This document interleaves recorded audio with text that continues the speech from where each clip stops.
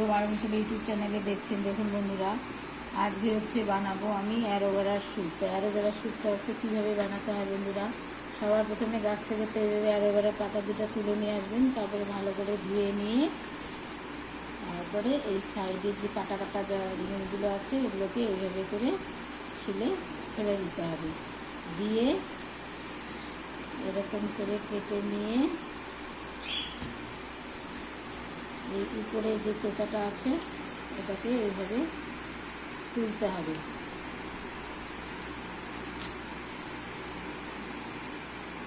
তুলে নিয়ে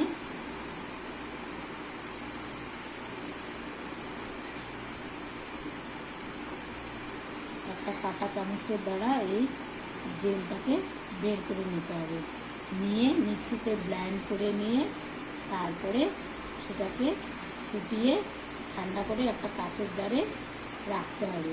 কী করে করবো বন্ধুরা সেটাই আপনাদের দেখাবো।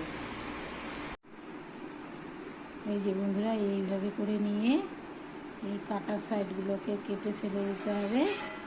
আর ওর উপর থেকে হচ্ছে এটাকে এইভাবে করে ছিলে নিতে হবে। এই যে যেগুলো দেখছেন এগুলোকেই চেঁচে চেঁচে বের করবে।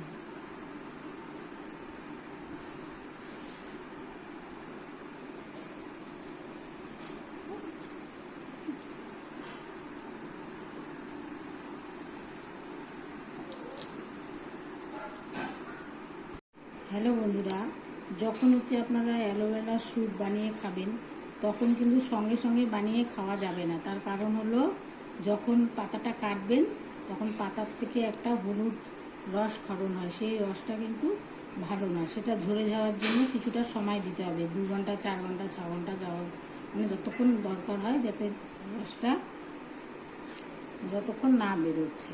তারপরে সেটাকে কেটে এনে এইভাবে করে উপর থেকে ছুলে নিয়ে বন্ধুরা এই যে জেলটা আছে এটা হচ্ছে বেরোবে।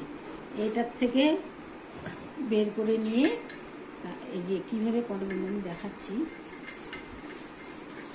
এই ধরেন এই যে চামচ দিয়ে এটাকে বের করলাম। এটাকে বের করার পর তারপর এটা মিক্সিতে ব্লেন্ড করতে হবে। মিক্সিতে ব্লেন্ড করার পর বন্ধুরা এটাকে ফুটাতে হবে। ফুটিয়ে ঠান্ডা করে একটা কাচের জারে রাখতে হবে।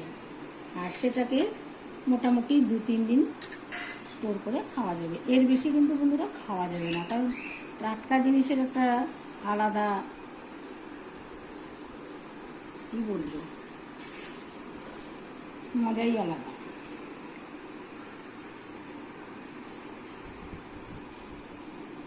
আর ফ্রিজে বেশি রেখে খেলে পরে তার গুণাগুণটা না বন্ধুরা অনেকটাই নষ্ট হয়ে যায়। যার জন্য যে কোনো জিনিস আমরা তো খাবার রাখি ফ্রিজে, কিন্তু সেই খাবারটা বেশি রাখা ভালো না। বেশি দিন করে রাখলে পরে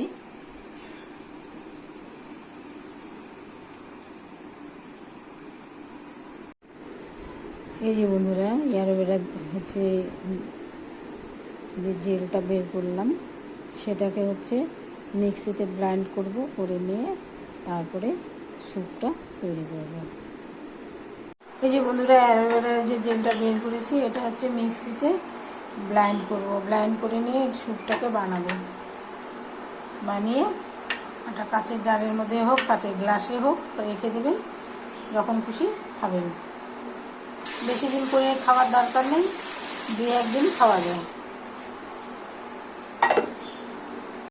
মিক্সিতে ব্লেন্ড করা হয়ে গেছে বন্ধুরা এই অ্যালোভেরার জেলটা। এখন হচ্ছে এই বোতলের হাফ বোতল হচ্ছে জল ঢেলে দেব।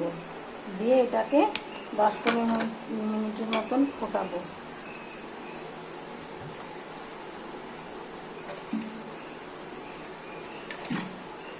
এই এতটুকু থাকবে জল, বাদ বাকি টোটালটাই ঢেলে দিলাম।